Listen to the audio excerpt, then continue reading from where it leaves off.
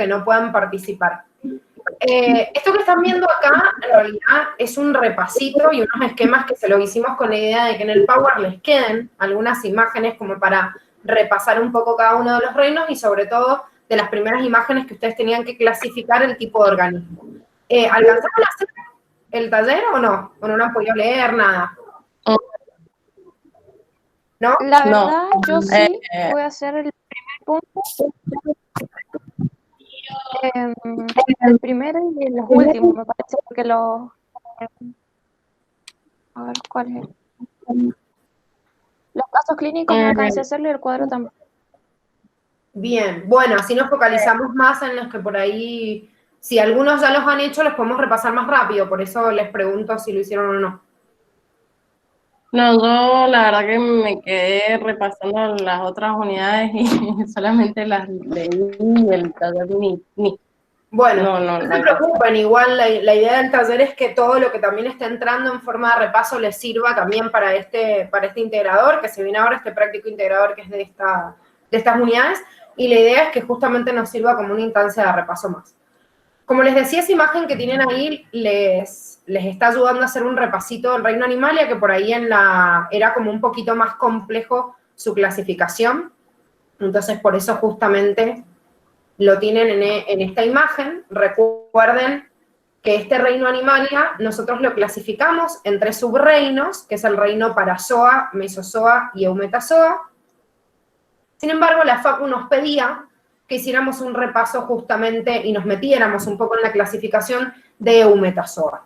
La verdad es que ni siquiera en ese cuadrito principal que ustedes tienen en Reino Animalia nos piden dar mucho de los filum internos de los otros subreinos, como por ejemplo el filum de los poríferos, pero acá en el filum de los poríferos están las esponjas, y si bien no está muy acentuado en Animalia que lo vean, si ustedes se fijan en cualquiera de los otros cuadernillos, muchas veces le nombran a las esponjas, entonces como para saber en dónde están ubicados.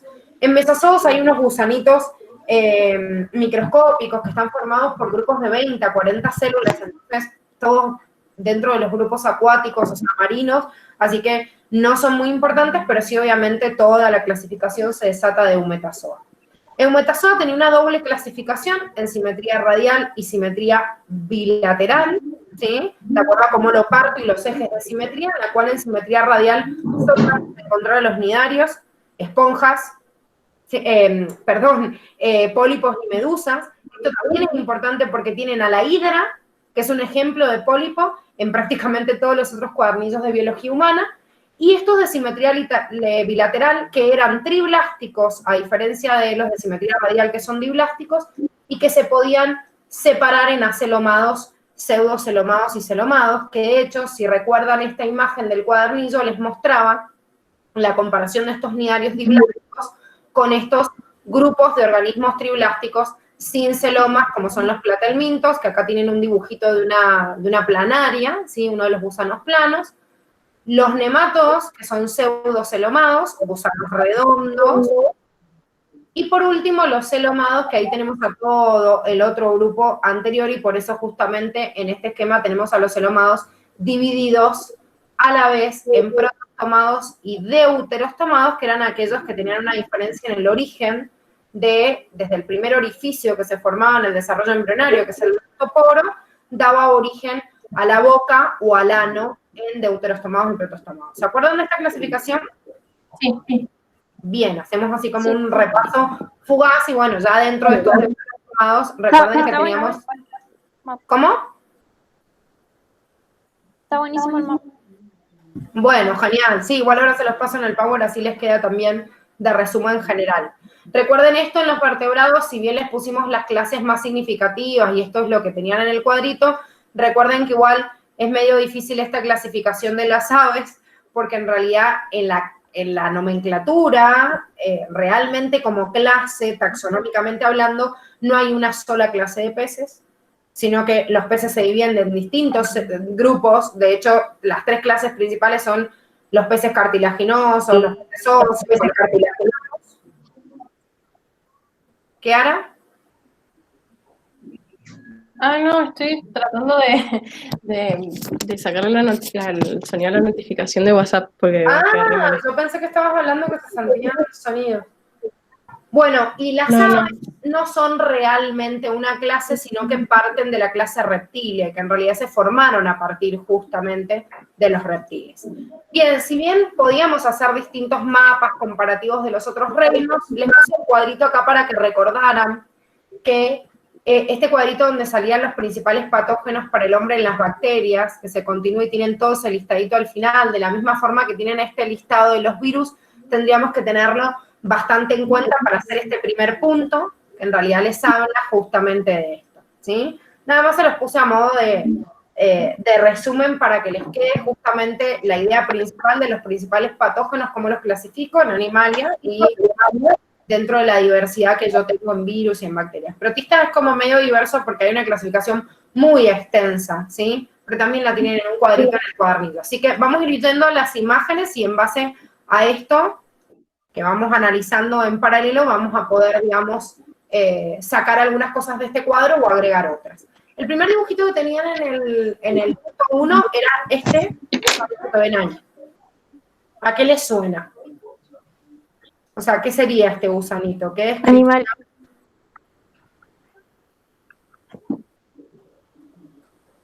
No es un gusano redondo. La reina Animalia pertenece. Bueno, fíjense que la descripción les decía gusano no segmentado, movimiento del látigo en el agua. Entonces,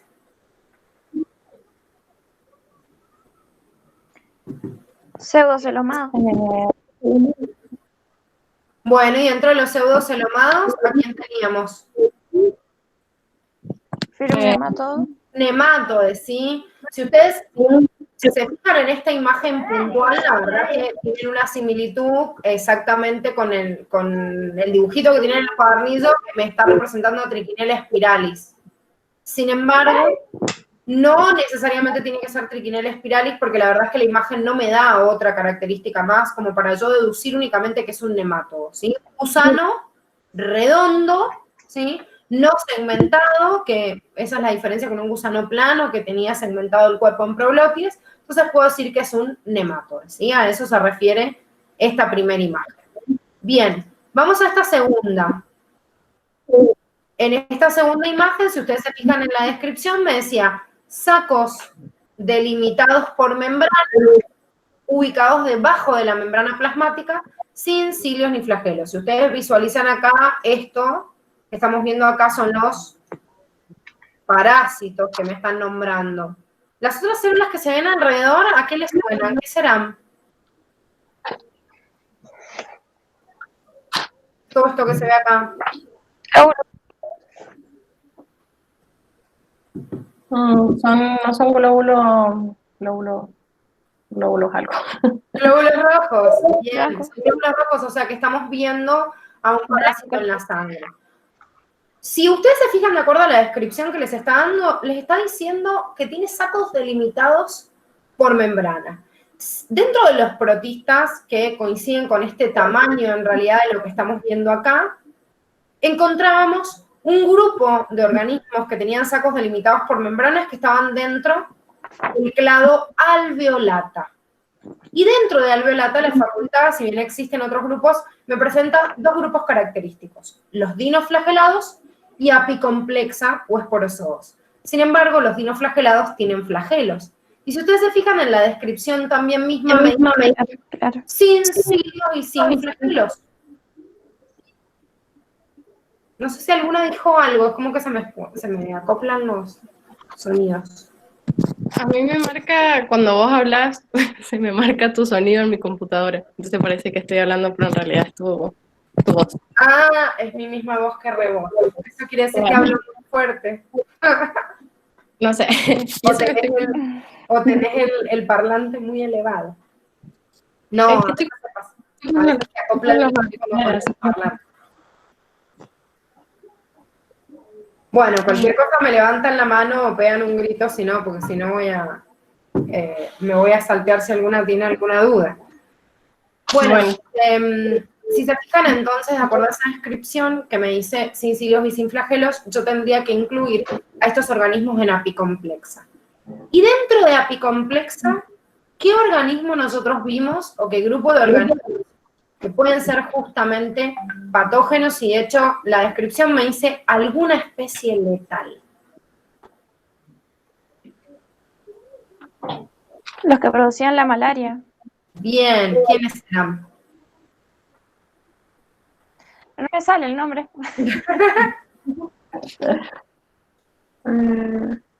La tengo anotada, pero no sé.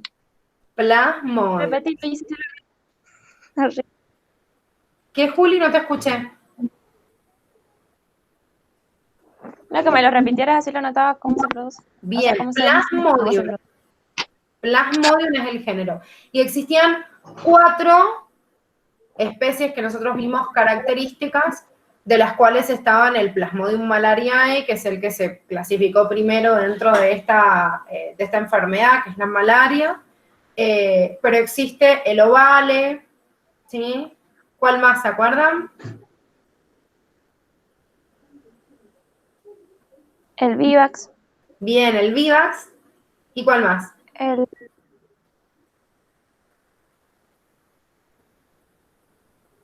falciparum, algo así. Perfecto, el falciparum, bien. ¿De esos cuál era el letal? El falciparum. Bien, falciparum, ¿sí? O sea que dentro de esas 4 especies principales, el Plasmodium falciparum era la especie más letal. Pero en realidad todos producen paludismo o malaria. Bien, vamos a la siguiente imagen que tienen acá. Si ustedes visualizan esta imagen, en realidad todo esto que se ve atrás también son glóbulos rojos, encima se ven como medio explotados o difuminados, pero lo que estamos viendo acá son cada uno de estos, es un parásito distinto, ¿sí? Si nos vamos a la descripción de esta imagen, con la que teníamos que deducir qué era, me dice parásito, y se ingresa al hospedador por medio de un vector hematófago. La verdad es que existen un montón de parásitos que se transmiten a través de vectores hematófagos, pero la bibliografía de ustedes nos nombra un grupo de protistas específicos que se transmiten a través de vectores hematófagos y son el grupo de los cinetoplástidos. Dentro del grupo de los cinetoplástidos podemos descartar a otros grupos posibles porque en realidad es la bibliografía que les dan, y además porque yo puedo visualizar en la imagen que dentro de los cinetoplástidos había 2 grupos representativos, que era Trypanosoma y Leishmania. Y si bien en los cinetoplástidos nosotros teníamos representantes con 1 o con 2 flagelos, podemos ver en la imagen que tiene en el cuadernillo que Leishmania tiene un solo flagelo y encima se ve como alargadito, ¿sí? El parásito. En cambio este que tiene este pliegue y lo que están viendo acá, que es este flagelo que forma como una colita, pero veo otro que forma todo esto acá, que hace como un repliegue, que se ve en cada uno de ellos, ¿ven? El repliegue así y así, se llama membrana ondulante. Y esta membrana ondulante no está presente en Leishmania. Entonces, debido a eso, yo puedo descartar a Leishmania y decir que esta imagen pertenece a Trypanosoma. Es verdad que nosotros vimos un Trypanosoma un poquito más, y esto tiene que ver con que justamente es una zoonosis acá en Mendoza. ¿Cuál es ese parásito? Ese Trypanosoma. ¿Cómo se llama? El cruci. Bien, Trypanosoma cruzi. Trypanosoma cruzi es transportado a través de qué bicho, o sea, ¿hasta qué vector hematófago? El mosquito. No. Ah, no, la vinchuca. La vinchuca. Bien, Triatoma infestan es el principal vector de Trypanosoma cruzi. Acá. Sin embargo, dentro de los cinetoplástidos nosotros vimos otros tripanosomas, como Trypanosoma brucei o rhodesiense, que en realidad estos también son transmitidos a través de vectores hematófagos, como la mosca tsetse, que en realidad esa mosca tsetse lo que hace justamente es transmitir de la misma forma que la vinchuca a este vector a través de una picadura.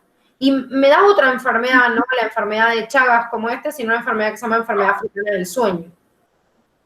Acá es más como un Trypanosoma cruzi, y de hecho les digo que esta imagen es de Trypanosoma cruzi, pero en realidad podría ser de otro Trypanosoma de acuerdo a la información que ustedes tienen en la bibliografía, porque simplemente con las descripciones que me da yo puedo llegar a esa conclusión. ¿Sí? Sí. Vamos a la siguiente imagen. En la siguiente imagen, lo que nosotros podemos visualizar... Ese me costó. ¿Cómo? Ese me costó. Tipo, no le llevaba la ¿No? Bien, bien. Bueno, yo lo visualizo y veo como una hojita, así, como un gusano en forma de hojita, pero se visualiza que es plano. Igual me está diciendo en la descripción, contamina el agua y plantas acuáticas, o sea que ya me está diciendo que vive en el agua. Y encima me da un ejemplo como muy característico que son los berros. ¿Sí? Obviamente me dice berros, lechuga, alfalfa, me da otros nombres, pero me nombra el berro que es como muy característico de acá. La bibliografía no les hablaba de que era una metacercaria, sí lo podían buscar. En realidad en el apunte de clase creo que tenían el concepto de metacercaria y no en el cuadernillo. Pero si yo lo visualizo así, un gusanito se ve plano y está en el agua y se transmite a través de la contaminación de vegetales, ¿qué nos suena? ¿Qué sería? ¿Qué podría ser? Sí, el reino animal. Bien, reino animalia. ¿Qué más? No es la de la fasciolosis, fasciolasis. Perfecto. Es fasciola hepática.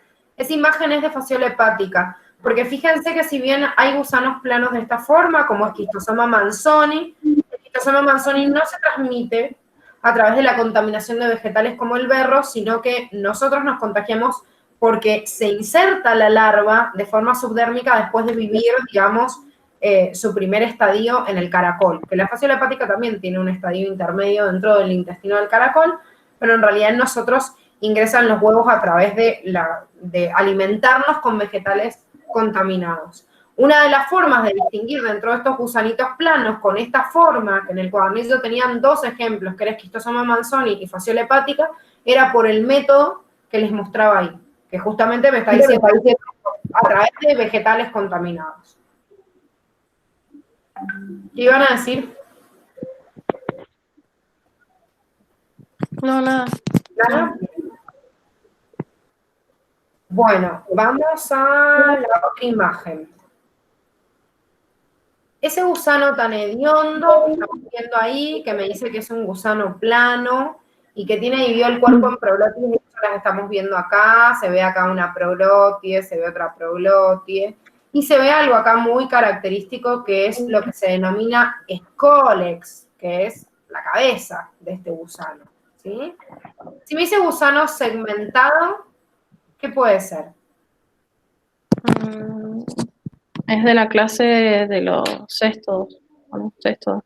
Perfecto, de clase sexto, de la que acabamos de ver recién, que es una duela, la fasciola hepática, es de la clase trematoe dentro de los platelmintos. Pero acá tenemos un representante de la clase sextoe.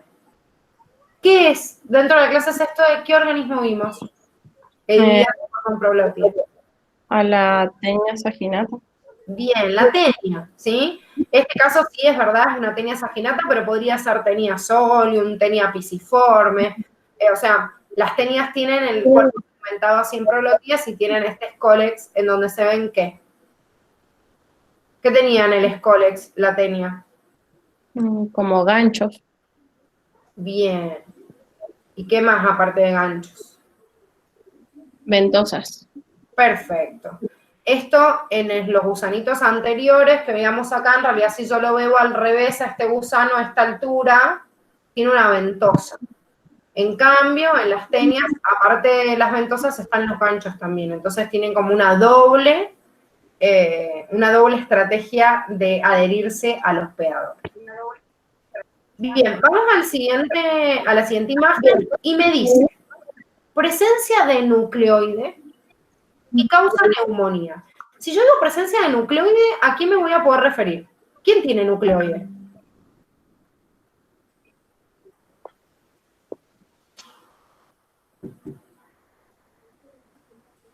¿Qué es el nucleoide? La zona de la célula donde está el ADN. Bien, ¿en quién? Sería una bacteria. Perfecto, o sea que ya cuando me dice nucleoide, estoy hablando obviamente de una bacteria. Entonces pensemos en una bacteria productora de neumonía, que es la otra descripción que me hace. ¿Qué bacterias producían neumonía?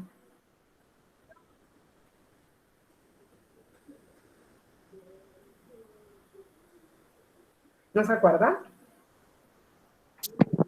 La estoy buscando.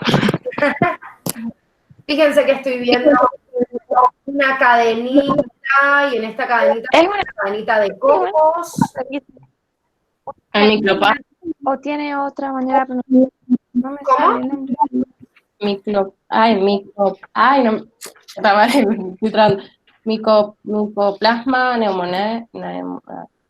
Neumonía, sí. En realidad micoplasma es un productor perfecto de neumonía, pero tiene esta forma de una cadenita de cocos. No, ¿Qué era micoplasma? O sea, ¿era una excepción en qué dentro de las bacterias? de las bacterias que tienen colesterol. Bien, tienen colesterol y además, ¿qué más? ¿Era una excepción para otra cosa más? No tienen pared.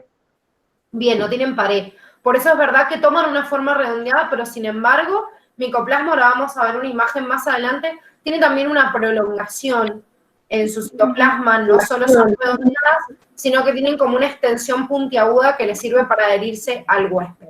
Entonces, y además Mycoplasma pneumoniae es un productor de neumonía atípica. Generalmente cuando yo tengo neumonía y es bacteriana, tratan de detectar primero otro bicho, o sea, otra bacteria antes de Mycoplasma. ¿Quién es?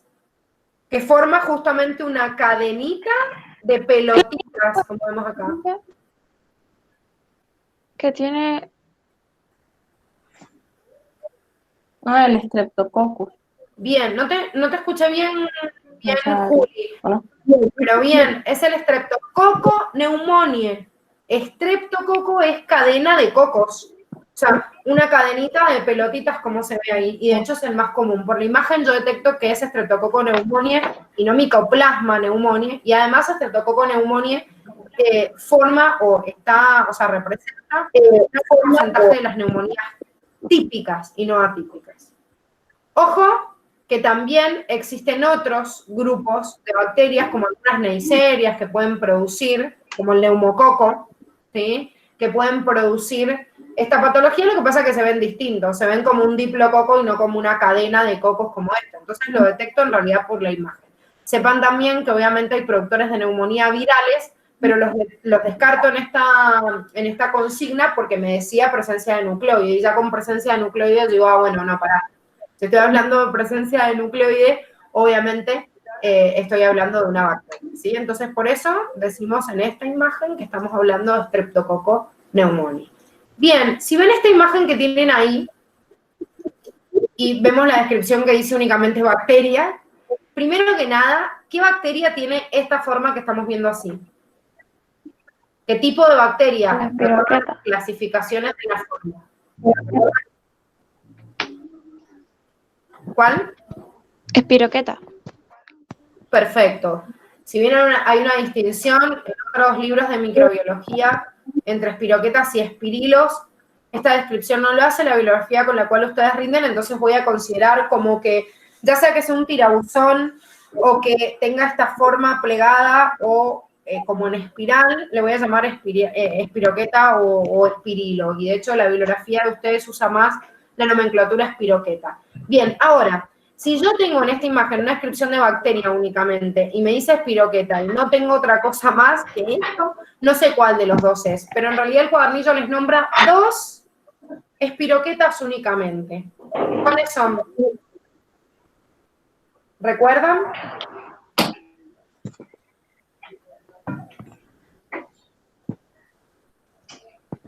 ¿No? El Treponema palladium, que era, creo que la sífilis, la de la sífilis, ¿no? Sí, Treponema pallidum es el causante de sífilis. Y la otra no. ¿Quién más?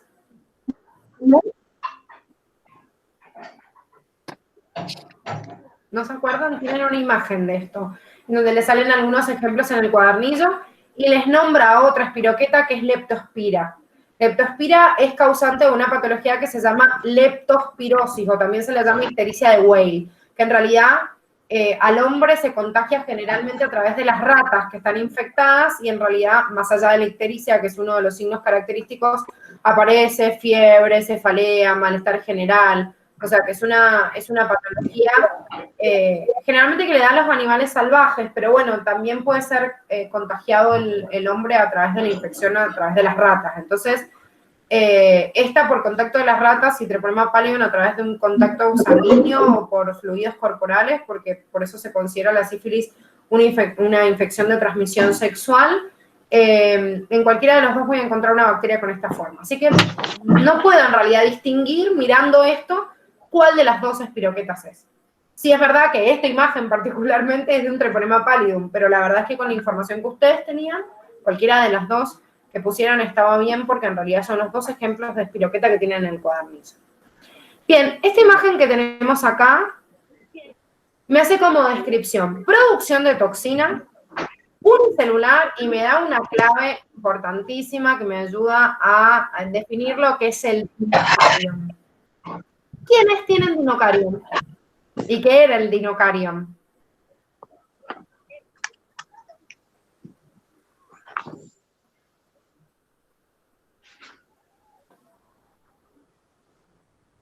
¿No se acuerdan?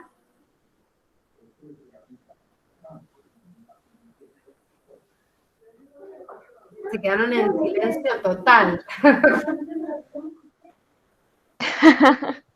El dinocarion es una estructura, un tipo de núcleo haploide que es característico de un grupo de organismos, de protistas, que se llaman dinoflagelados. De ahí viene su nombre, de hecho.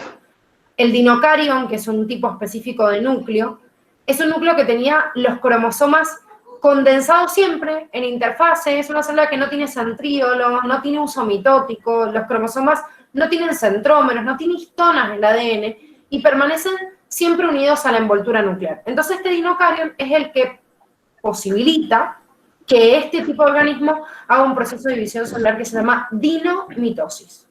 La dinomitosis es característica justamente de aquellos organismos que tienen dinocarion y que están presentes en el grupo de los dinoflagelados. No vimos dinoflagelados específicos, así que lo único que tenían que colocar es justamente el grupo de los dinoflagelados. Bien, vamos a la otra imagen y ahora sí nos vamos a encontrar con el grupito de organismos que estaban nombrando recién, y de hecho no solo me dice sin membrana nuclear, sin pared celular, que era excepción, sino que encima de eso me dice membrana plasmática con colesterol. Y como estaba diciendo recién Lara, en las excepciones que tenía este grupo puntual, esto que están viendo acá es un micoplasma, ¿sí? ¿Ven? Redondeada y puntas, o sea, medio puntiagudo, que le permite adherirse al hospedador. Cada uno de estos que se ve en la imagen es un micoplasma, ¿sí? No podíamos decir qué tipo de micoplasma, pero sí colocar que era micoplasma. Recordemos que habían dos excepciones de células bacterianas sin pared, una en el grupo de Archaea, que era termoplasma, y una en el grupo de las bacterias, que era micoplasma. Pero después, cuando me agrega y me dice membrana plasmática con colesterol, sabiendo que es una bacteria, solo podía descartar y buscar el grupo de micoplasma. ¿Dudas hasta acá? No, bastante claro. No. Ahí me quedó claro la diferencia entre el ay, ¿por qué no me sale? Micoplasma y la otra que está de ay, mi perro está insoportable. Mi gata está igual, por eso la encierro en la otra habitación. Igual, así no se escucha. Ay, no, estoy encerrada en todo, pero es un caliche, es un ladrillo insoportable. Vos sabés, Ana, que son histéricos, así que van a seguir la Bueno, es bastante como fácil esta imagen, la descripción que me da, si bien por allá es muy característica igual este parásito, pero igual encima la clasificación me dice produce yardiasis, y encima es fácil porque la patología deriva del nombre de este parásito, que se llama Giardia intestinalis, o que antes se llamaba Giardia lamblia, que pertenece al grupo de los diplomónadas, o sea, diplomonadidas, dentro de los protistas, y justamente porque me dice la descripción produce Giardiasis, obvio que es Giardia intestinalis, ¿sí? Recuerden la presencia, esto que se ve acá como prolongaciones, que son los flagelos que hay en un extremo que le permiten la motilidad, y acá hay un doble núcleo que a veces lo dibujan con dos ojitos cuando se visualizan, dependiendo del tipo de microscopio en el cual lo ven. Dardo intestinalis tiene una forma como muy característica. ¿Se acuerdan qué era la giardiasis? ¿Qué síntomas tenía? La diarrea.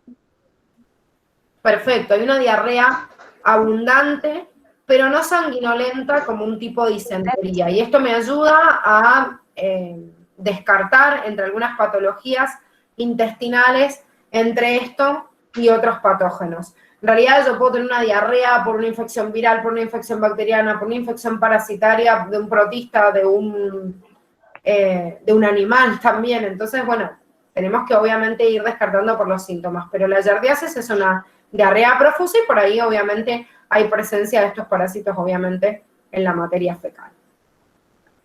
Bien, este dibujito que también es bastante característico, se acentúa con la descripción que tienen ahí porque les dice organismo heterótrofo por absorción, es una de las clasificaciones de los hongos, y encima detrás me dice ascomiceto. Sabemos que ascomiceto es un grupo de hongos, así que es obvio que era un ascomiceto.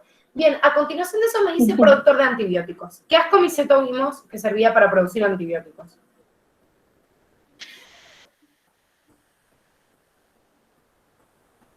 Así, ¿no le suena Alexander Fleming, tipo que hizo? ¿No?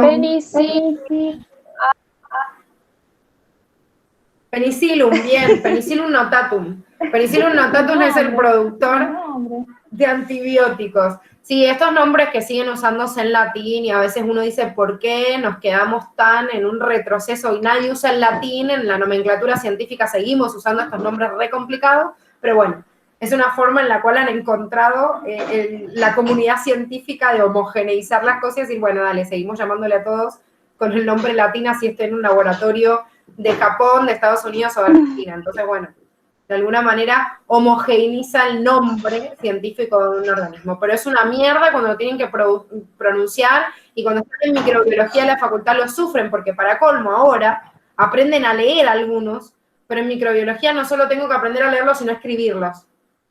Y ahí es más complicado. Porque también me tengo que acordar la nomenclatura para poder acentuar o para no cometer errores ortográficos.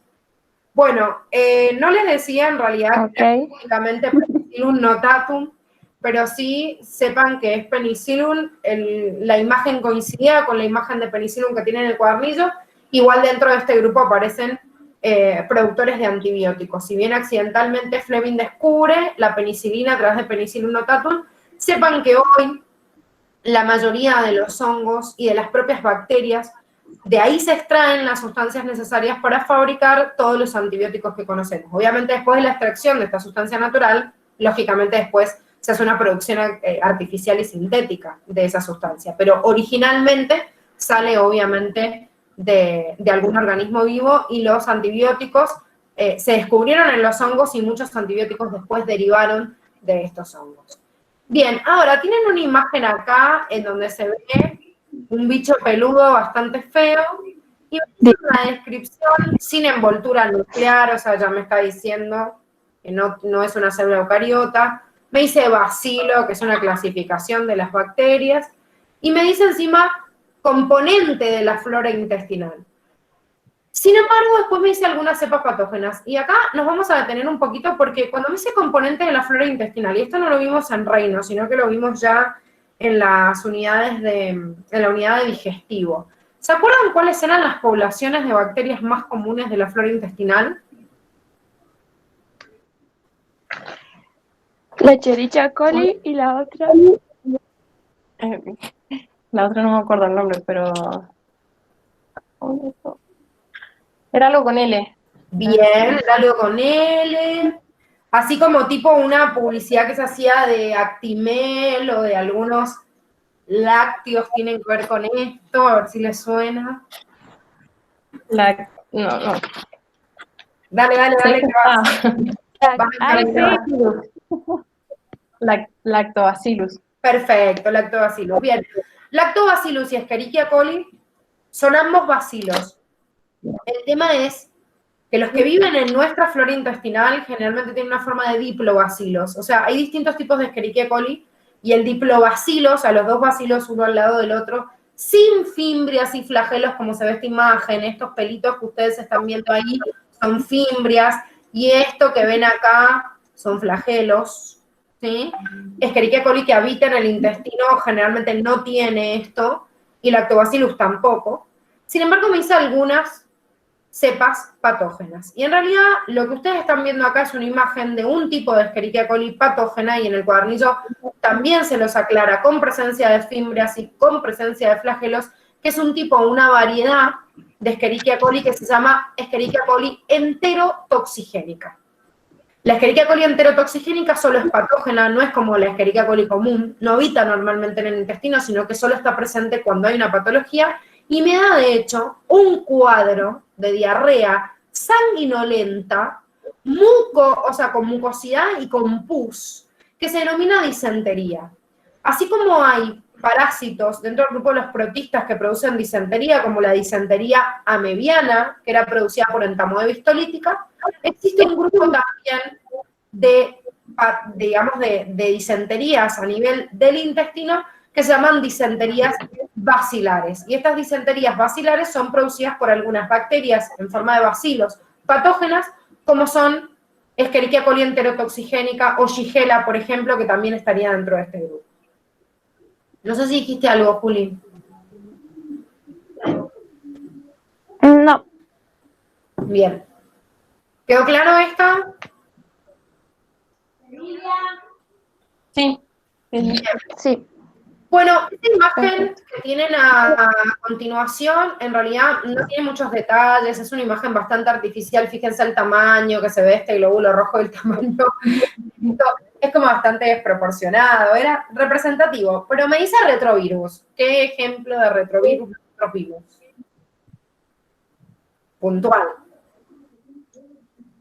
El SIDA. Bien, el virus del HIV, ¿sí? El virus de la inmunodeficiencia humana, y si lo googlean y ven una imagen van a ver que estas prolongaciones, o sea, la forma de este virus coincide, no el tamaño, como les digo, porque esto está desproporcionado con respecto al glóbulo rojo, pero este virus, si es un retrovirus, y de acuerdo al ejemplo que nosotros vimos, tendríamos que poner virus del HIV. Bien, ¿alguna pregunta más del punto 1? Porque con esto lo terminamos. No. ¿No? ¿Quedó claro? Sí. Bueno, bien. Vamos Sí. rápidamente al cuadrito. El cuadrito formaba parte del punto 2 del cuadernillo, en donde me hacía colocar diferenciaciones entre arcaea, ¿sí?, y eucaria. ¿Este cuadrito lo alcanzaron a hacer? Juli, me dijiste que sí, ¿no?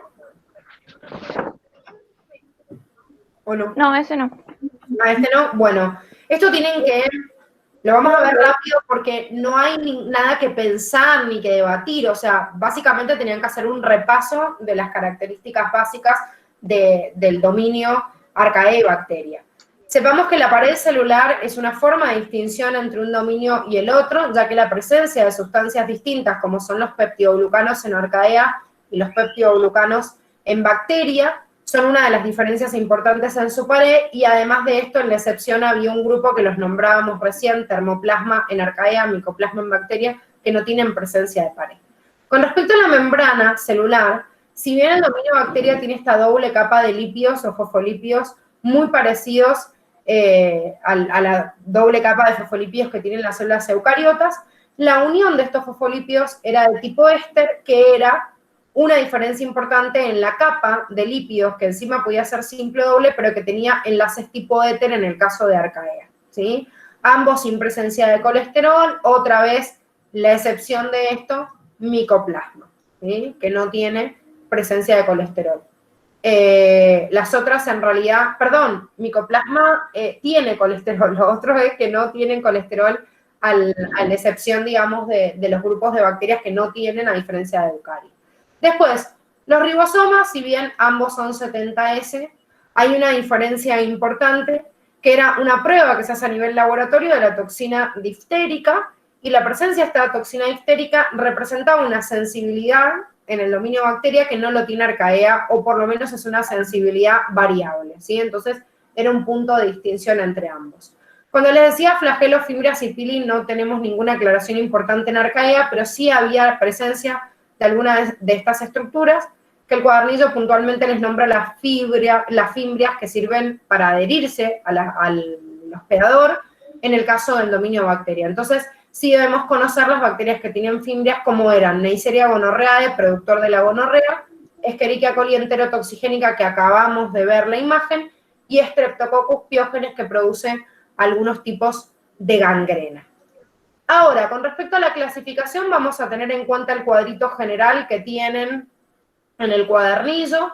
Arcaea, si bien se divide en Euri, Arqueota y Crenarqueota, sepan que existe un tercer clado que es Corarqueota, lo que pasa es que nunca se ha descubierto ningún representante vivo de este grupo, entonces lo definimos desde la teoría.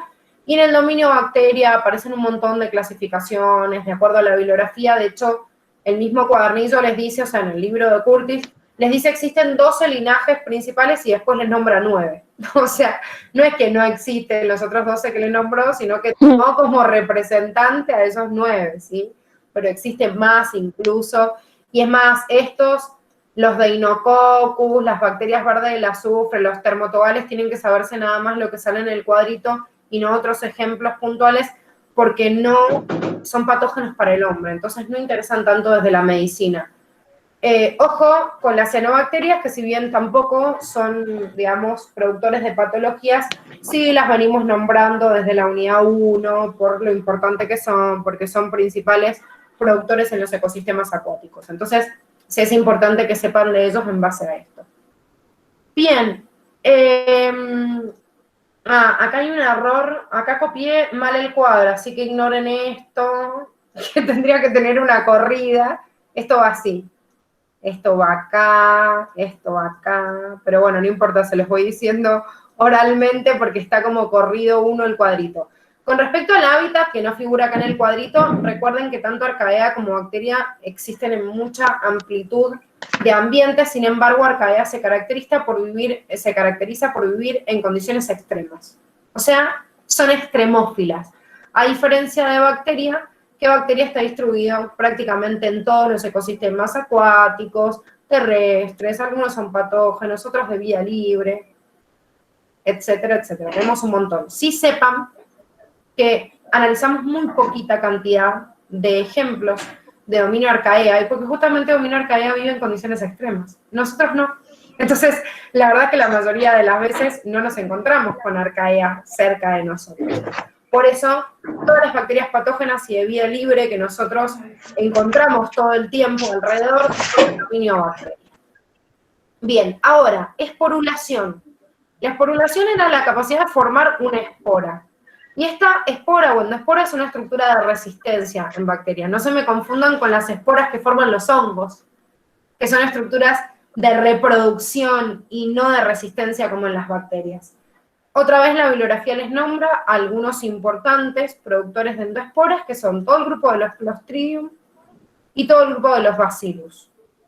Todos son productores de endoesporas y por eso generan patologías mortales, porque yo no le puedo dar con nada a la espora. O sea, la puedo hervir durante un montón de tiempo y en realidad no la voy a matar y ni siquiera la puedo hervir dentro del cuerpo. Así que imagínense que se causan patologías bastante peligrosas y muchas de ellas existen vacunas en realidad para ellas y nosotros tratamos de salvarnos de esa manera, pero la infección con estas bacterias la mayoría de las veces suele ser mortal. Es el caso de Clostridium botulinum, causante del botulismo, Clostridium perfringe, que produce la gangrena gaseosa en los tejidos, y Clostridium tetani, que causa el tétano. ¿Sí? Y de la misma forma Bacillus anthracis, que causa el corbunco, o anthrax, que me pasa lo mismo. ¿Sí? Son patologías que son mortales justamente por esta estructura de resistencia que es tan difícil irle en contra. Por eso es tan importante que nos hagamos, por ejemplo, en Clostridium tetani, que nos hagamos este suministro de la vacuna cuando tiene que... Ustedes deben de estar cerca de la renovación de la vacuna. ¿Cuánto tienen? ¿20? 19, 20 años. 18. 19. Ah, bien, es que acaban... Juli, vos saliste el año pasado. Sí. Y ahora vos el anterior, ¿o no? Bueno, ya el año que viene ya con 20, estando ya dentro de la facu están más cerquitas porque generalmente la última dosis de la antitetánica que se les deben haber puesto junto con, o sea, con la vacuna doble bacteriana, la hacen generalmente entre los 11 y 12 años.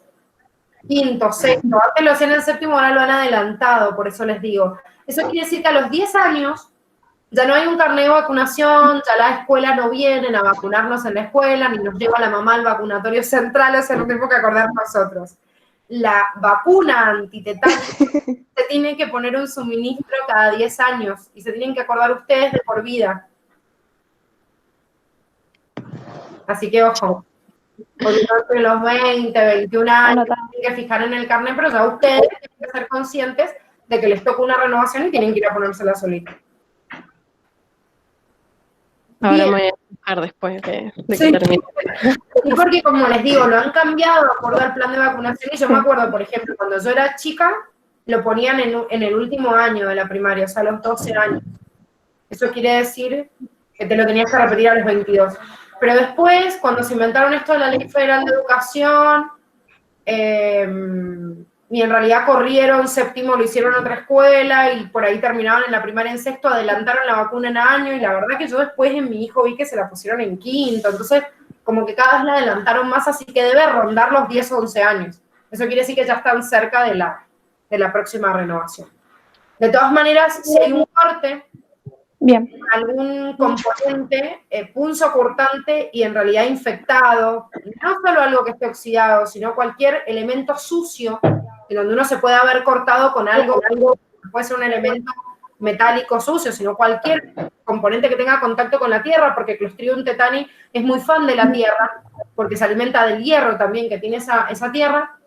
Cualquier corte sucio que tengamos es recomendable para volver a ponerse un suministro. De la misma forma, si tienen la mordedura de algún perro, por ejemplo, no solo por la rabia, sino por el Clostridium tetani también. ¿Por qué? Porque los perros son muy lentos y los perros también tienen en la boca tierra un montón de cosas y ese corte puede introducir Clostridium tetani a la herida.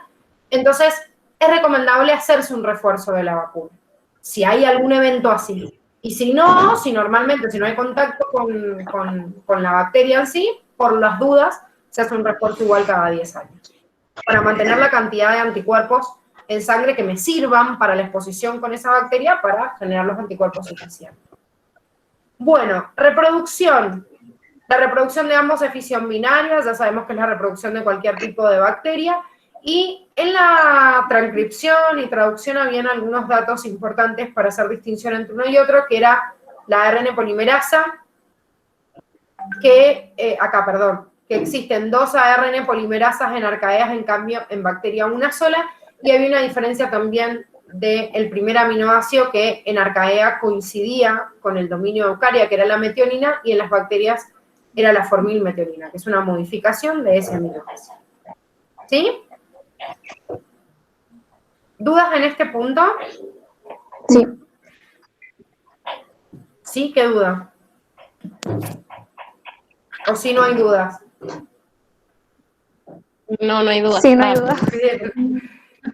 Bien, bueno, vamos a los casos clínicos. Se los puse acá todos juntos como para que los veamos, pero bueno, tienen un par de preguntas internas, así que las vamos a ir debatiendo en paralelo, ¿sí?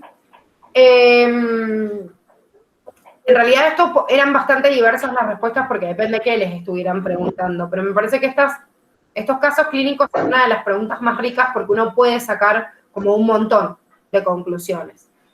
El primer caso me dice: el paciente manifiesta diarrea muy abundante, fiebre desde hace varios días, y me comenta como antecedente que se fue a la montaña y que ha bebido agua de río. Entonces, si se van a las preguntas que tienen de este caso, les decía, ¿qué tipo de bacteria, si sería una bacteria, qué tipo de bacteria podría haber ingerido?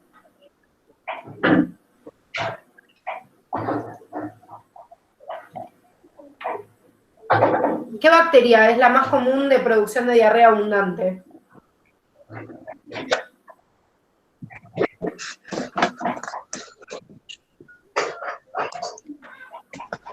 Estamos hablando de Escherichia coli, ¿puede ser? Bien, Escherichia coli, sí, Escherichia coli es habitante normal del intestino, pero es una de las causas principales de diarrea, no solo en los niños, sino en los adultos también. O sea que la contaminación de cualquier componente con materias fecales pone una alta concentración de Escherichia coli y es la bacteria más abundante, la más común en la producción de diarreas, de diarrea común. Así que lo más probable es que si hubiera ingerido una bacteria, sería Escherichia coli. Ahora, la B me dice, ¿podría presentar una infección viral o una parasitaria? ¿Y cuál podría ser? Si esta persona se hubiera contagiado, que también puede suceder, de una patología viral, ¿qué virus podrían haber producido diarrea abundante y fiebre? De los virus que hemos visto. Espérame, la sé. Los reovirus son los de diarrea, ¿puede ser? Perfecto, reovirus sería un grupo, muy bien. Sí. ¿Quién más podría haber producido alguna infección gastrointestinal?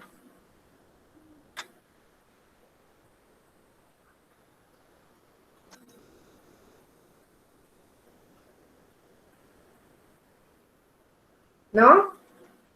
Los adenovirus.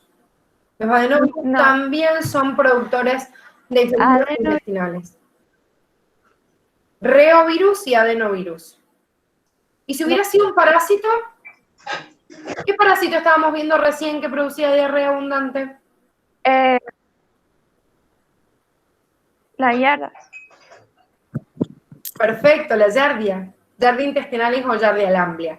¿Sí? O sea que también tendríamos, o podría ser un caso de giardiasis. Y además, por la contaminación por el medio, ¿cómo?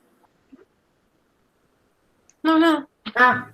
Podríamos encontrar entonces una infección por ello. No son los únicos patógenos, obviamente, existen un montón más, pero de acuerdo a la bibliografía que ustedes tenían, eran las conclusiones más básicas a las cuales podían llegar. Después, la opción C me dice, se decide realizar un análisis de sangre, y dice, si fuera una infección parasitaria, ¿qué valor encontraría elevado? Y si fuera una infección bacteriano-viral, ¿qué valor podría encontrar elevado? Esto es como para que pensemos un poquito y lo relacionemos con inmune. ¿Qué parámetros en un análisis de sangre me marcaban una infección de tipo parasitaria, bacteriana o viral?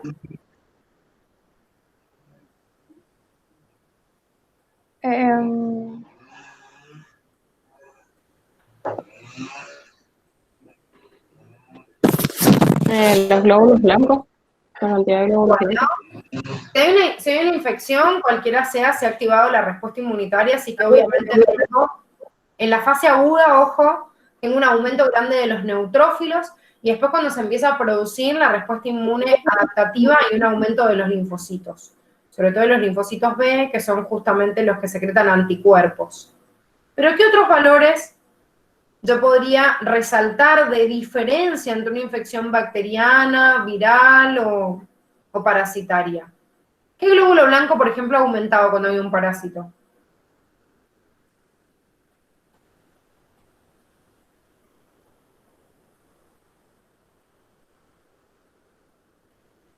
¿No se acuerdan?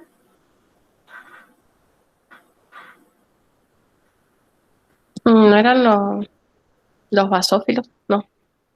No, los otros, los eosinófilos. Yo me acuerdo que los eosinófilos. Claro, los eosinófilos. Justo. Exacto, cuando hay una parasitosis. Se escucha un ruido, está el pasto acá en mi casa, así que... Sí, se te acopla. Yo te escucho así como con un delay en tiempo. Los eosinófilos producen un aumento de los eosinófilos, se denomina eosinofilia, y aparecen justamente cuando hay una parasitosis. Cuando el parásito es muy grande, un macrófago no se lo puede comer. O sea, le encantaría morfárselo, pero no puede, no le da el tamaño. Entonces, el eosinófilo lo que hace es pegarse a ese parásito grande y abre como poros que desestabilizan el interior de la membrana. Y logran por ahí eliminarlo de esa manera. Después pueden comer o alimentarse, digamos, de restos, pero no lo fagocitan como un macrófago. Por eso hay eosinofilia en parasitosis, donde el parásito es más grande. Si no, generalmente aumentan los valores, obviamente, de los distintos glóbulos blancos. Y también tengan en cuenta que, si bien tengo que hacer un estudio por ahí específico, pero en realidad puedo tener aumentos, en el caso de los virus, de algunos valores específicos como pueden ser los interferones. Recuerden que los interferones eran mediadores de la respuesta viral. ¿Sí? Sí. Bien. La opción D me dice qué tipo de mecanismos inmunitarios se mencionaron y cuáles se han activado. En el caso que ustedes están viendo ahí, ¿qué se mencionó?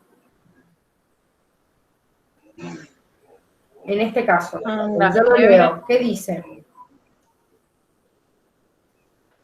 La fiebre y la inflamación, ¿o no? Perfecto. No me nombra inflamación, Aneta, solo me nombra fiebre. Ah, me quedé en el anterior. No, sí, estamos en el primero. Ojo, la diarrea es un signo o síntoma, dependiendo qué tan objetivo sea el individuo en analizarlo, pero esta fiebre en realidad es el mecanismo de defensa que está generando el organismo. La diarrea es un signo o síntoma que obviamente me está hablando de una inflamación.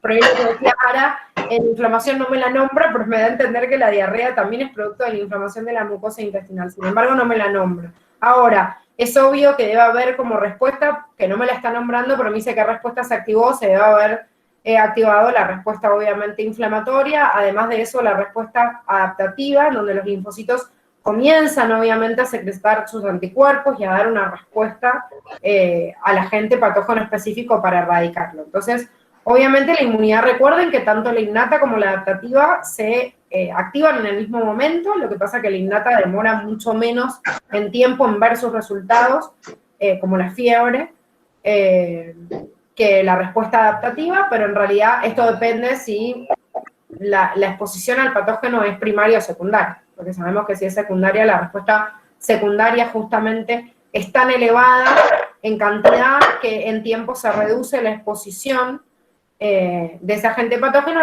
las células inmunitarias responden rápidamente y ni siquiera sufrimos las consecuencias y no nos enfermamos, digamos. ¿Sí? Sí. Bien. De esta manera, Sí. ustedes debían corregir cada uno de los casos. La verdad es que nos quedan 15 minutos y yo quiero priorizar algunos puntos o no. Quiero saber si en realidad estos, por ahí, casos clínicos son los que más les generaron incógnita para seguir revisando esto, o les paso las correcciones de esto y priorizamos alguno de los otros puntos, como ustedes me digan. Para que aprovechemos. Les voy a pasar igual la corrección. Me parece que hay puntos como tipo el 4 o el 5 que en realidad lo pueden ver directamente de la corrección y no hay ningún tipo de problema, incluso hasta el 6 son ejemplos. Pero díganme ustedes, de la audición del taller, ¿qué puntos quieren priorizar? Yo no lo hice, no sabría decirte. Pero bueno, así de ojearlo, digo. Yo creo que el 6 y el 7. ¿Revisar el 6 y el 7? Sí, me parece más el 7 por lo que No sé, es un verdadero y falso y hay que justificarlo, pero por ejemplo el 5 y el 4 no veo necesidad de enfocarnos en eso. Bien, igual como les digo, en el Power están, yo después se los paso y ustedes lo revisan cada uno. Es más, tienen un repasito de estos tipos de selección a los cuales se refieren justamente el punto 6, que si quieren nos detenemos ahí. En el 6 me dijeron 6 y 7. ¿Sí?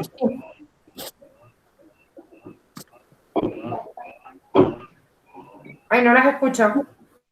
Sí, el 6 y el 7. ¿Y el 7? Bueno, vamos entonces rapidito, así podemos revisar y tienen varios ejemplos y estos son ejemplos que la facu generalmente les toma, así que es importante. Bueno, acá les dice, de acuerdo a un inventario de opciones que ustedes tenían que reubicar en estos ejemplos, tenían que completar con la selección de este determinado tipo de especiación o tipo de selección, que era un repaso por ahí de mecanismos dentro de la unidad de evolución. Bien, me dice, las moscas de la fruta Ragoletis pomorela se alimentan y viven de árboles distintos, ¿sí? Y tenemos dos opciones, espinos y manzanos. No se cruzan y no se reproducen entre sí aunque viven en el mismo área. Si yo estoy viendo este evento en el cual existen dos moscas y viven en una misma zona, pero no hay reproducción y hay ambientes contiguos, si ustedes recuerdan esto, por eso yo les había puesto esta imagen para poder repasar. ¿Dónde está? Ay, ya me lo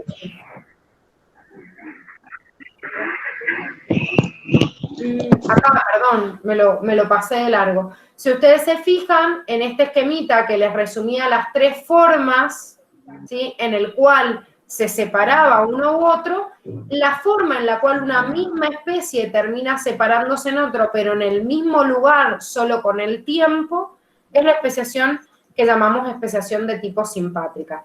Por eso colocamos en especiación simpátrica a estas dos moscas, porque evidentemente las dos moscas, como están en el mismo hábitat, seguramente ambas moscas pertenecían a una misma especie y en un determinado momento, por presiones ambientales, se separaron una de otra y lograron acomodarse cada uno de ellos en árboles distintos y de esa forma se empiezan a cruzar entre ellas, hasta que crean una variedad y luego una especie distinta, ¿sí? O sea que esto encajaría esta opción con la especiación de tipo simpátrica. Bien, la B me dice, en los pavos reales, la hembra elige al macho cuyo plumaje es más colorido. Este mecanismo, este ejemplo, me está hablando de una selección, o sea, un tipo de selección natural en la cual ese tipo de selección es sexual y en realidad lo marco como intersexual, entre sexos, porque es la hembra la que está eligiendo al macho, ¿sí? Entonces, la selección sería intersexual. Después, la opción C me dice, con el correr del tiempo, los mosquitos han adquirido mayor resistencia a los insecticidas. Ese también es un tipo y un ejemplo de selección direccional en el cuadernillo de evolución, también muy tomado por la facultad, que me habla justamente de una selección de tipo direccional. ¿Por qué? Porque se beneficia el insecto que más resistente es a los antibióticos, a una escala. Del que menos es resistente al que más. Por eso es una selección justamente de tipo direccional. Bien, después, el punto D me dice, existen 13 especies distintas de pinzones habitando las Islas Galápagos. ¿Por qué se han diferenciado en 13 especies en las Islas Galápagos que están separando? Y esto es porque existe una diferenciación en zonas contiguas, y esto repasando con la misma imagen que tenían. A ver, esperen que vuelve. Acá, veíamos que existían mecanismos de especiación en el cual desde un punto se podían diferenciar en ámbitos distintos, creando una barrera de tipo geográfica, la barrera. En cambio, podía suceder que fuera en ámbitos contiguos y acá había un gradiente ambiental que me llevaba justamente a que se separaran de esta forma, o la barrera podía ser de comportamiento o etológico para darme justamente una especiación de tipo simpátrica. Los pinzones de Darwin, ¿en dónde viven? Que es el nombre que se les da justamente.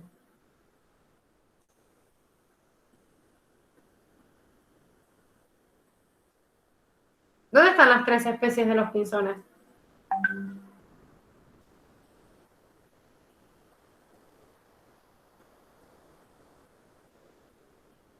¿Ya se me durmieron?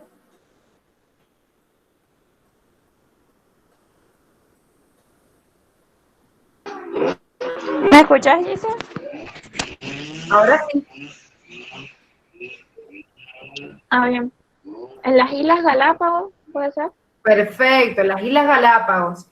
¿Y qué separa una isla Galápagos de la otra? Si es una isla.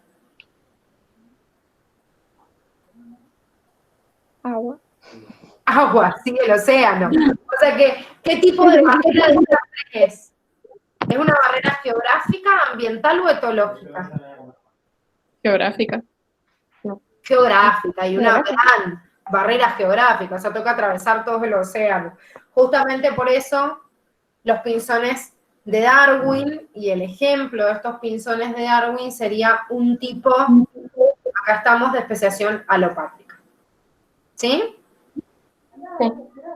Bien, después me dice el Sí. 50% de las especies de plantas presentan poliploidía, y si bien esto no era tampoco tan común, pero existía y era común sí en las plantas, que algunas plantas diploides produjeran algunas mutaciones o errores en la mitosis generando células triploides o tetraploides y creando con el tiempo una nueva especie. No es muy común en los animales, aunque existe, ojo, pero en las plantas sí aparece la explicación por poliploidía, que es al revés que todos los otros mecanismos. Fíjense los dibujos. Desde 1 se dividen 2. 1, 2. 1 en el tiempo se va cambiando y se divide en 2. Incluso en este también. Porque estoy en un lugar, separo en 2 grupos y creo un grupo nuevo. El único tipo de especiación que es al revés, que en vez de un punto dividido en más, es la especiación por poliploidía. Y es bastante común en las plantas, como les dice acá. Bien, después me dice, los bebés de bajo peso pierden calor de manera más rápida y son más sensibles a las enfermedades por infección, pero los bebés de alto peso son más difíciles de parir por el tamaño de la pelvis. O sea que, en realidad, esto demuestra, y en el ser humano es así, esto pasa también en el tamaño de la nidada de las aves, que hay un peso óptimo para nacer. Y me daba una gráfica, un tipo de esquemita que tenía la forma de la campana de Gauss, esta que vemos acá. ¿Sí?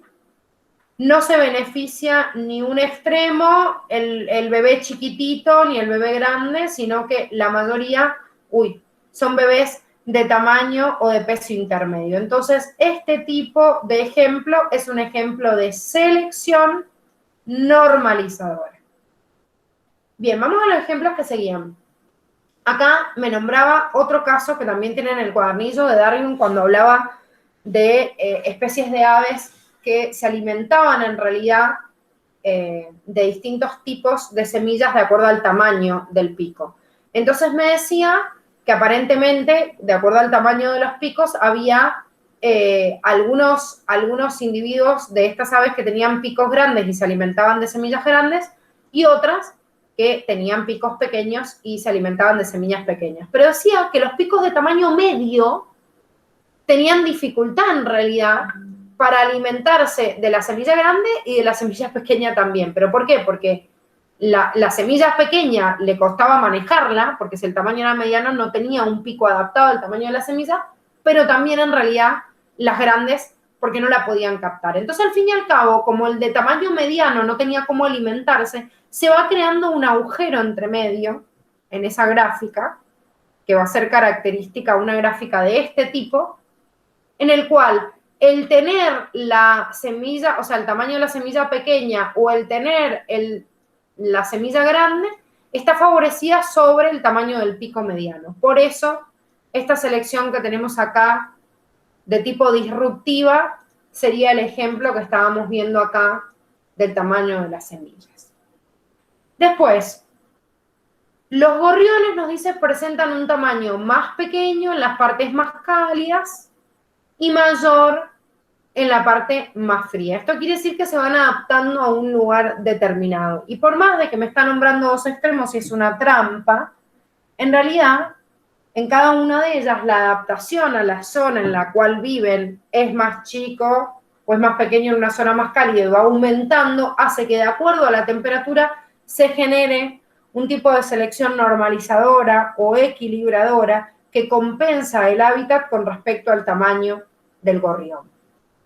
Bueno, y los últimos dos son ejemplos de selección de tipo sexual, pero en este caso, cuando me dice que los ciervos están elegidos por la hembra de acuerdo al tamaño de la cornamenta, es parecido al ejemplo que estábamos viendo recién cuando hablábamos del pavo real, que la hembra elegía al macho por el plumaje. Es como un ejemplo parecido, por eso también estamos hablando de selección intersexual, a diferencia del otro ejemplo que tenían de los machos de los salmones, que eran favorecidos o por un tamaño o el otro, pero en realidad se aproximaban a los nidos para depositar los huevos dependiendo en realidad las características iniciales que tenían. No sé si se acuerdan de este ejemplo del cuadernillo, pero les hablaba de que los salmones estaban favorecidos, digamos, en dos extremos, siendo pequeños o siendo más grandes para llegar a la hembra, pero en realidad cada uno de ellos tenía su estrategia para llegar y poner los huevos en el nido. Entonces, ojo con esto, porque cuando digo los machos compiten entre sí para aproximarse a los nidos, estoy hablando de un tipo de selección intrasexual. En cambio, si hablo del tamaño del macho del salmón, grande o pequeño, en base a la otra descripción, no competencia por la hembra, sino a su tamaño, sería un tipo de selección disruptiva. ¿Sí? Lo tienen como doble ejemplo en el cuadernillo de evolución. O sea, si yo tomo al macho como este ejemplo de competir por la hembra, puedo hablar de un tipo de selección sexual, pero si hablo del tamaño, estoy hablando de una selección de tipo disruptiva. ¿Alguna duda hasta acá, chicas? No, ninguna, dice. Bien. No, dice ninguna. Bueno, vamos rápidamente, ya se nos está acabando el tiempo, pero vamos a ir rápidamente sobre todo a los puntos como más conflictivos del verdadero o falso, que era el 7, y sobre todo en los que hay que hacer cuentitas. En el primer punto les decía, en una población de insectos, nacen 15 individuos por semana y mueren 8. O sea que me da una tasa de natalidad, una tasa de mortalidad y un tiempo. Y me dice, la tasa de crecimiento anual es de 7 individuos barra semana. Bueno, primero que ya hablar de crecimiento anual y me dice barra semana ya me suena como medio raro, pero aparte debería comprobar estos datos y es lo que me lleva a que la conclusión sea falsa. Yo digo, si estos individuos tienen esta variación en una semana, quiere decir que en 7 días, si nacen 15 individuos y se mueren 8, tengo una variación de 7 individuos por semana. ¿Sí? Está bien este dato. Ahora me dice, la tasa de crecimiento semanal es de 7 individuos por semana. Sin contar, obviamente, las tasas de migración, que acá no me las está contando, así que las tendría que desestimar. Sin embargo, si se quiere calcular la anual, no anula, acá digo la palabra anual, está invertido. Si se quiere calcular el anual, o sea, la tasa anual, yo tengo que decir, si en una semana, ¿sí?, hay 7 individuos, entonces, ¿cuántos individuos hay en el año? Entonces, si calculo la tasa, en realidad media anual, me da 364 individuos por año. Si lo calculan por semana, si después lo llevan a día, les va a dar los días del año, que son 365 individuos por año, porque al fin y al cabo, si tengo una tasa de crecimiento de 7 individuos por semana, estoy más o menos haciendo un promedio de un individuo que aumenta por día. ¿Sí? O sea que esa es la tasa anual. Por eso está mal esta opción, porque me habla de un crecimiento anual y me da una tasa semanal. Bien, en la B me dice, en una población, la frecuencia relativa del genotipo homocigota dominante 0,5, recuerden que la frecuencia relativa se representaba con la D mayúscula y significaba la cantidad de individuos homocigotas dominantes sobre el total, y decía que la frecuencia relativa del genotipo heterocigoto era 0,375, que lo represento acá, y me dice que la frecuencia absoluta, ahora no relativa, sino absoluta, del alelo recesivo 5. Recuerden que la frecuencia absoluta se representaba con la misma letra, pero en minúscula, y estamos colocando que es 5. Ahora, de acuerdo a estos datos, yo tengo que deducir cuál es el tamaño de la población. ¿Esto cómo lo podemos calcular? Tomando en cuenta, obviamente, los datos que tenemos y las fórmulas que podemos despejar. Ustedes fíjense que si D de mayúscula, estamos representando acá, esperen que cambie el lapicito, si D mayúscula es 0,5 y H, ¿sí?, el valor es 0,375, quiere decir que si yo calcularía la frecuencia relativa de R del recesivo, va a ser el resto entre estos dos, o sea, 1, R acá sería 1 menos D mayúscula menos H. ¿Hasta ahí estamos bien? Qué letra horrible, pero es difícil escribir con el puntero. R mayúscula D mayúscula y H mayúscula, que serían las frecuencias relativas, todas en conjunto me dan 1. Eso quiere decir que este R me va a dar como resultado 0,125. ¿Hasta ahí vamos bien? Sí. Bien. Entonces, si ese es el valor, ¿sí? Que es lo que tienen representado acá y lo que tienen despejado desde esto, digo, bueno, si R, que es lo que tengo acá, es igual a la frecuencia absoluta menos el número de individuos totales, yo tengo R mayúscula, que es lo que acabo de calcular acá, tengo R minúscula, o sea, frecuencia relativa y absoluta, despejo el número de individuos. Si ustedes despejan esta cuenta, me da que la cantidad de individuos totales de esta población es 40 y no 30, como me dice aquí. Por eso es falso. ¿Sí? Sí. Sí.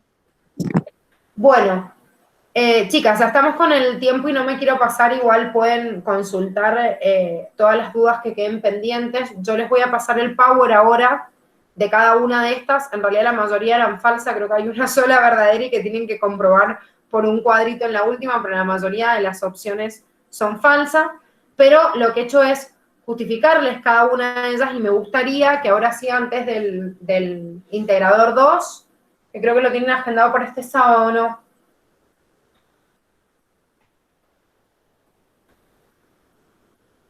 No sé. A ver. Bueno, ahora Sí, creo que sí. pero sí, lo tienen este sábado. Sí, porque este anterior rindieron el 1. Sí, el viernes tenemos el examen de química y el sábado el integral. Sí, lo tienen Claro. en vez de tenerlo habilitado viernes y sábado, van a tener un sábado y lo van a tener solo el sábado para que el viernes puedan rendir química.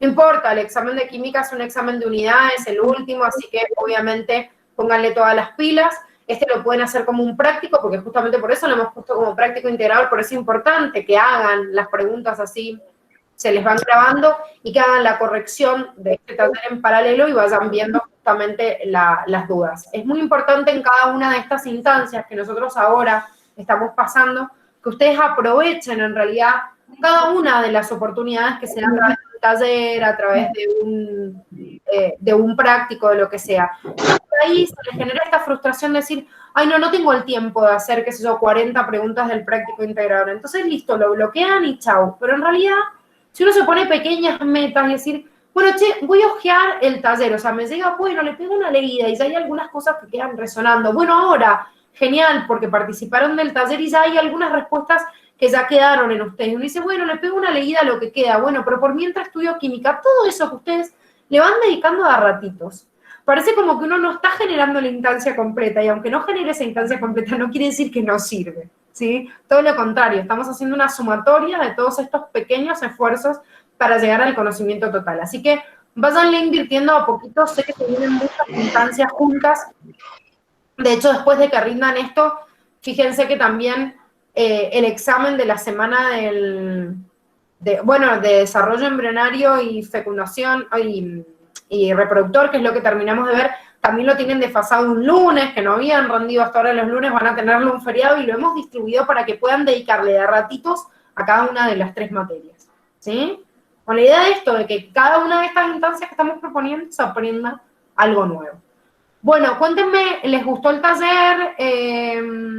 ¿Les pareció que aprendieron algo? ¿Quieren modificar alguna de las metodologías? Se lo preguntamos en el taller anterior, pero se los pregunto ahora también, porque nos quedan 2 talleres más que se pueden modificar o cambiar la dinámica.